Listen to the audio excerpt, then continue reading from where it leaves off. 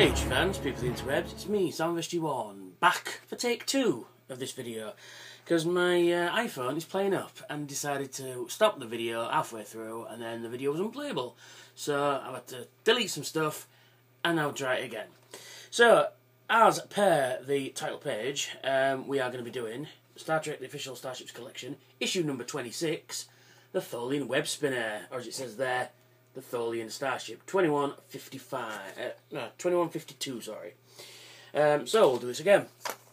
Specifications are operated by the Tholian Assembly, length active 22nd century, length 15 meters, crew 1, weapons particle beam emitters, energy dampening bolts, Tholian Web.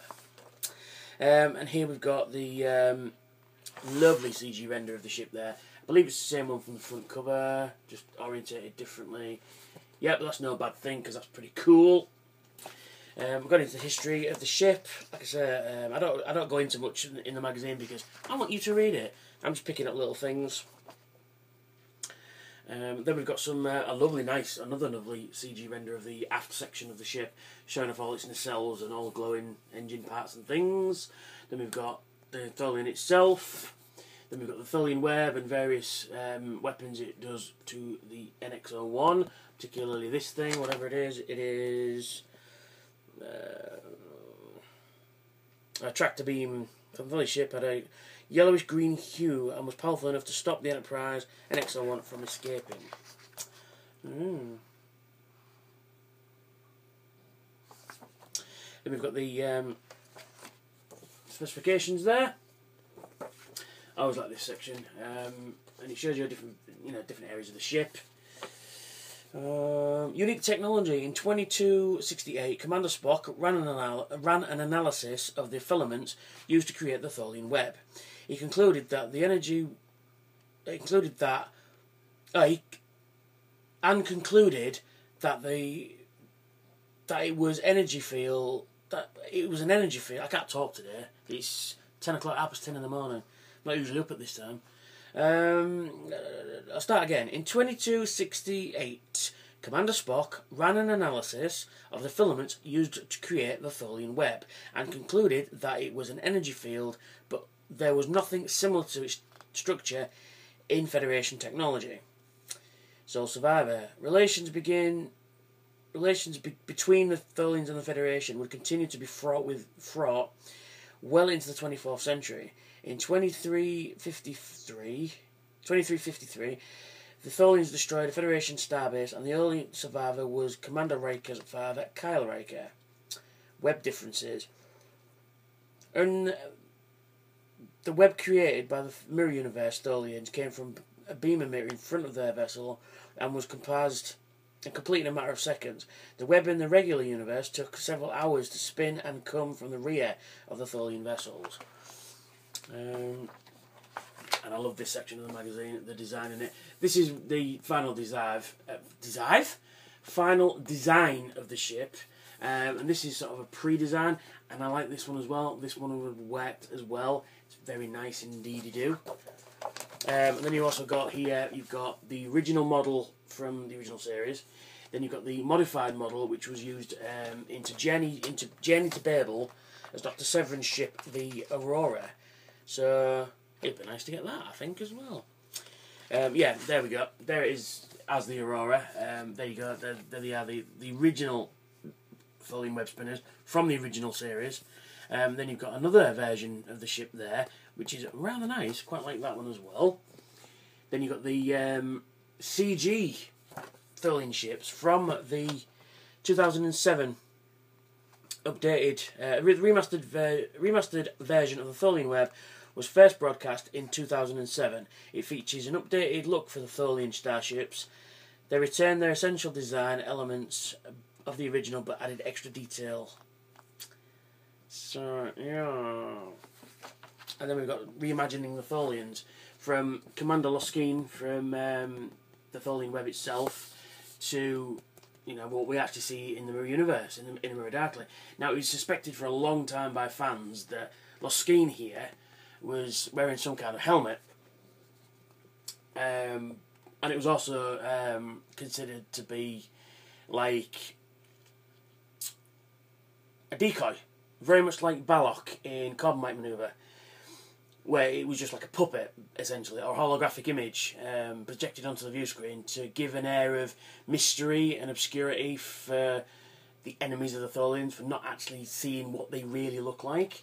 You see, either of that works, but I kind of like it knowing that it's one of these things, because they are truly alien and weird and wonderful.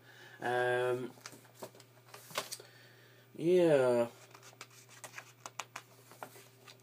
And then we've got, going into the Tholian Web, the Inamura Darkly, with the Defiant there. Please, Eagle Moss, I'd love a USS Defiant and an NCC 1764. I can't talk this morning. USS Defiant NCC 1764. I would love it, because I love that ship. I think it's fantastic. Yeah, they did the Inamura Darkly as a 2-part episode, so they could build more of the ship. So they could have, you know, the bridge, corridors, briefing room, and things like that. But yeah. Mike Sussman had always wondered about the fate of the Defiant after it was pulled into the spatial interface. The question ultimately led to the reintroduction of the Tholians on Enterprise. And then we've got the on-screen. The first appearance is Future Tense in Enterprise. Last appearance was Inamura Darkly, and it was designed by John Eves. Because it only appeared twice, Inamura Darkly and Future Tense. Future Tense is quite a good episode, actually. They find a device, some kind of ship from the future, which is a real big Doctor Who reference, because they find it and it's bigger on the inside. It's not a TARDIS, but it's a nice reference to Doctor Who. It's kind of cool. In Future Tense, the episode Captain Archer initially wondered if the dead pilot that they found aboard a derelict craft was Zephram Cochrane. He was rumoured to have been testing an experimental warp ship when he disappeared. Cochrane's true fate was not discovered until 2267, when Captain Kirk, Commander Spock, and Dr. McCoy found him living in an asteroid in the Gamma Coriolis region. Cochrane had been brought there by a cloud-like entity called the Companion, who kept him alive and young for 150 years. In the episode Future Tense, marked the first appearance of the Tholian ship since their debut in the original series. In the original series episode, the Tholian Web aired nearly 35 years earlier. Mike Sussman, writer and producer of many Star Trek Voyager and Star Trek Enterprise episodes, wrote Inamura Darkly Parts 1 and 2. He said he intended these episodes to be a prequel to Mirror Mirror and a sequel to the Tholian Web. The Defiant ended up in the story, and Sussman had spent years wondering what had happened to the ship when it disappeared in the Tholian Web. And then we get that on the back. So yeah, very good magazine this week, boys and girls. Quite liked it. So, onto the model itself. Very, very nice. Look at that. Look at the light piping you can get out of that. That's very good. I like that indeed. You do. It's very nice. I like it. It's got some nice detail in there. It's got some. You can just make out some panel lines in there. And there we go. There we go. You can see it all nice there. It's got a nice dry rub to it as well, like a dry brush. It's picked out some of the other details as well. You know, you got like your phaser emitters along these protrusions there. Then you got some nice detail on the underside as well.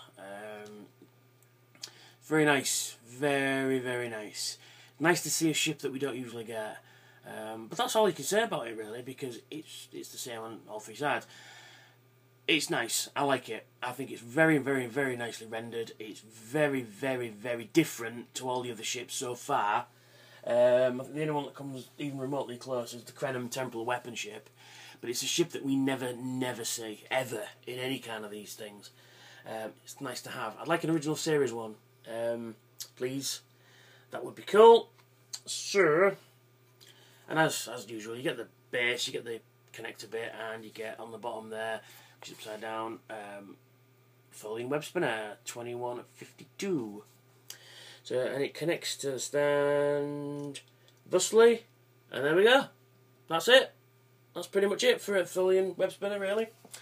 So, that's me, that's the Tholian Web, and the Tholian Web Spinner, and I will catch you later. Bye for now.